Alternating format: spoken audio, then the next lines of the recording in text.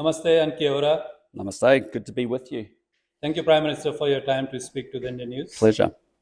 Now, Prime Minister, just around 8 months to go to the elections, how would you assess the performance of your government of a little over 2 years? Yeah, look, I think we've done a lot in 24 months. I think everybody understands we inherited a very big mess. We've had to work through fixing the basics and also thinking about the future and building that out.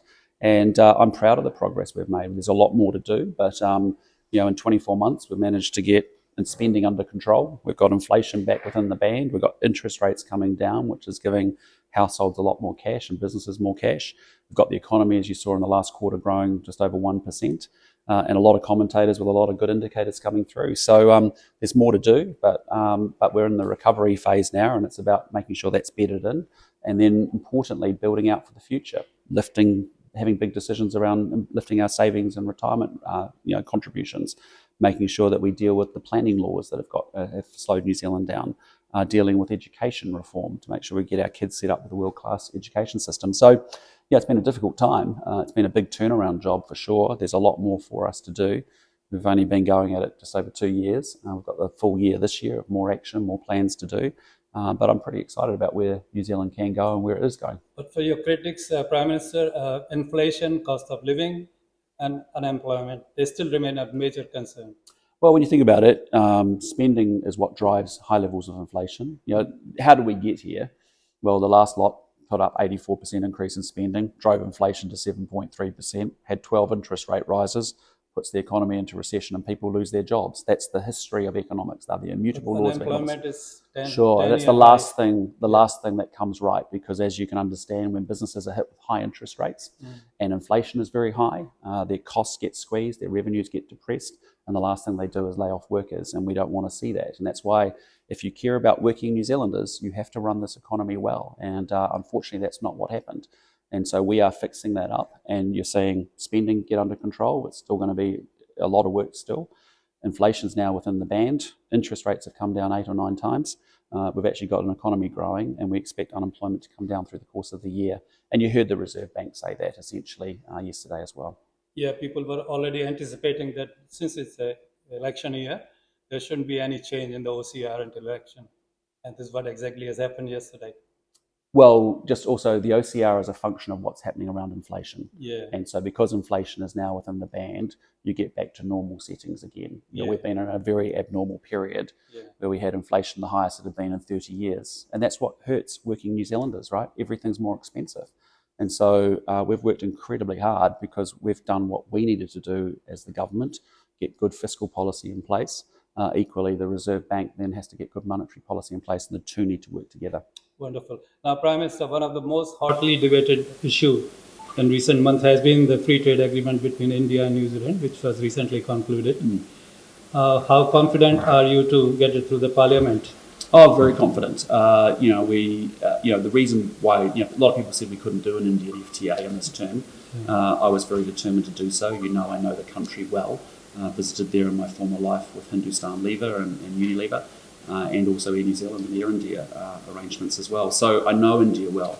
But when you have a country of 1.5 billion people, the biggest in the world, when you have what will be the third largest economy, probably even in 2028, when you have the middle class moving from 440 million to 750 million, what does that all mean for New Zealand? Well, actually, they want to travel and tourism. They want to make sure they get better quality food and beverages and services. And they also want to basically invest their retirement income now as well as they move into middle class centres of living. So, if you fast forward 10 years from now, we are not going to regret the FTA. And given how little trade we've historically done with India in recent years, it's a really important thing for New Zealand. So how would you address this New Zealand first instance of agreeing to disagree and Labour asking you too many questions before they support you? Oh, look, on the New Zealand First thing, Winston Peters and New Zealand First opposed the China FTA back in 2008, and they were wrong then. He's opposing the Indian FTA. It's a long-standing position of his.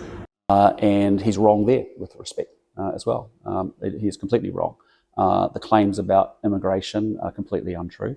And so, the reality is that Todd McClay, Damien O'Connor have been our trade ministers for the last 11 years. They've been talking through the development of the FTA.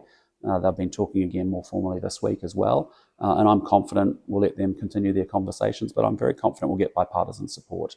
It's no different from when Labor was in power and they had the CPTPP and the Greens wouldn't support it and National supported it. So despite New Zealand first not supporting it, you still are confident to get it through? Yes, absolutely. And we concluded the agreement before Christmas. We're going through what's called the legal validation verification work now.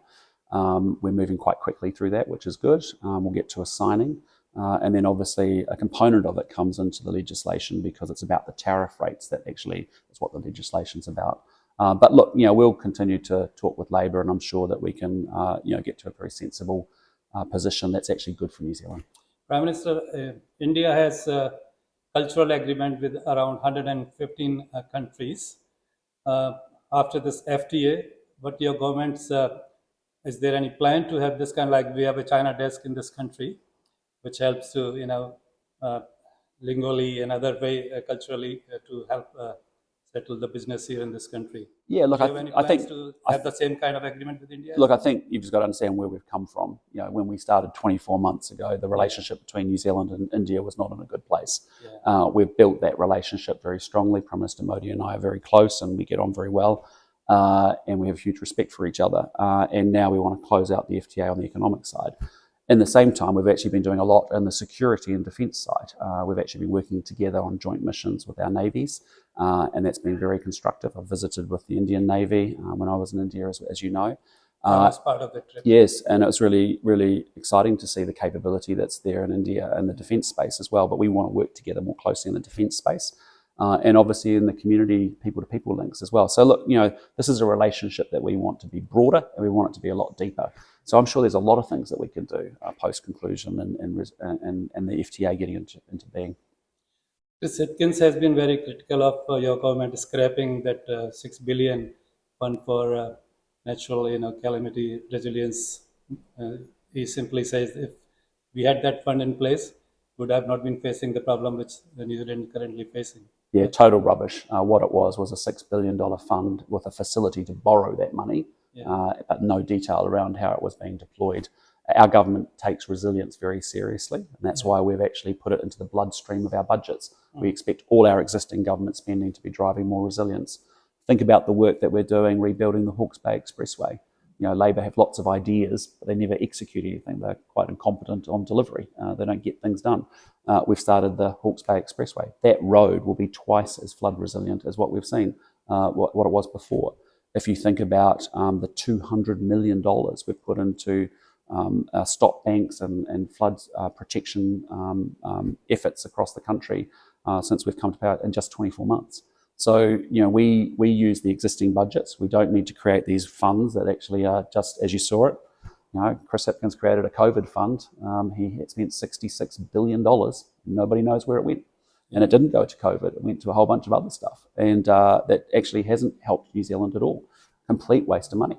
And so, no disrespect, but I don't take lectures on the economy from the guy that really managed it very badly. What I'm interested in is making sure we are dealing with resilience and we're building much more resilient infrastructure. And you saw us open up some work that we asked the Infrastructure Commission to do around our infrastructure across New Zealand.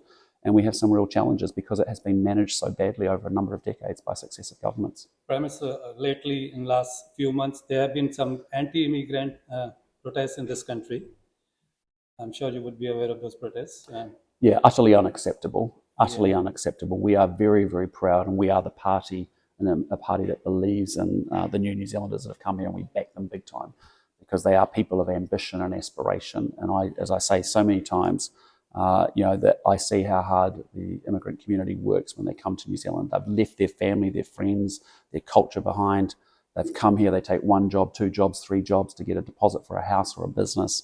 They work incredibly hard, and we'll continue to back them up. And what we've seen, particularly from the Destiny Church, is utterly unacceptable. What will be the unfinished business you would want to finish when your government, if they are back again? Sorry. If your government is back on 7th of November, what is that unfinished business you would want? Well, really, it's about, our program is, everyone understands we inherited a mess. It's been a big turnaround job. We're fixing the basics and we're building out the future. This is a country with huge potential. I want to build the best small advanced country on earth, period. I want to see a country where our kids and our grandkids can do better than us. And that's pretty exciting, because when I look around the world and I see some of the challenges that exist in many countries around the world, New Zealand has huge potential, and that's what we're here to do. And so, we want New Zealanders to live better in their retirement. So for us to deal with that, we've got to have reform around our savings and investment in KiwiSaver. So we lift those contributions so people have more retirement wealth at the end of their life. We want to make sure that we do build out a world-class education system. We don't like being at the bottom of the developed countries on our educational performance. We've got to make sure that we make it easier to get things done and built in this country. It's the RMA that has slowed everything down, added huge cost. It means it takes us a long time to build schools, hospitals, roads, new housing. So our changes will take 50% of those consents away. That's all doing the work to make sure this country realises its potential. One question which is related to the free trade agreement is, what are those 1, 2, 3 benefits you expect from this free trade agreement with India? Oh, look, the agreement's massive. I mean, when you start to think about New Zealand lamb, if I take that for example, we used to have 95% market share of all lamb going into India. Australia got a free trade agreement and New Zealand's share fell to 8%. Yeah. Now we have as good, if not better, deal than the Australians. And so it means a lot to our wine sector, it means a lot to our lamb sector, but it also means a lot to a lot of our services. We've got incredible technology companies that are building out businesses in India. Velocity is one of them. You've seen a lot of them as well in your travels. Yeah. So there is just massive opportunity, because when you're dealing with what will be the third biggest economy in the world that's growing so quickly, you want to get in on the ground floor with a country that's moving from low income to middle income to high income. And that's how New Zealand can grow it. And we've got what the world wants. And we're a stable democracy, we're a trusted partner, we are a good place to invest, and we're doing all the right things, but we've just got to keep going at it. Does Prime Minister Modi any plan to visit New Zealand? I've got an open invitation, and should that be confirmed, I'll look forward to confirming it. You'll be one of the first people that knows. Thank you so much. One last question. What message would you want to give to the Indian community in this country? Just really thank you. I know it's been a very difficult time as we've inherited this economic mess, but we're working our way through it. Thank you for what you do. Thank you for how hard you work. Thank you for being so positive and such a positive addition to New Zealand. I'm very, very proud of our Indian community. I've got huge respect. I spend a lot of time with the community. Attend a lot of events, have even before I came to politics, and I've got huge appreciation. So just thank you, thank you, thank you. Thank you so much for your time, Prime Minister. And pleasure. Good to be with you. IndianNews. No, likewise. We'll see you sometime really soon. We will. Take care. Awesome. All the best.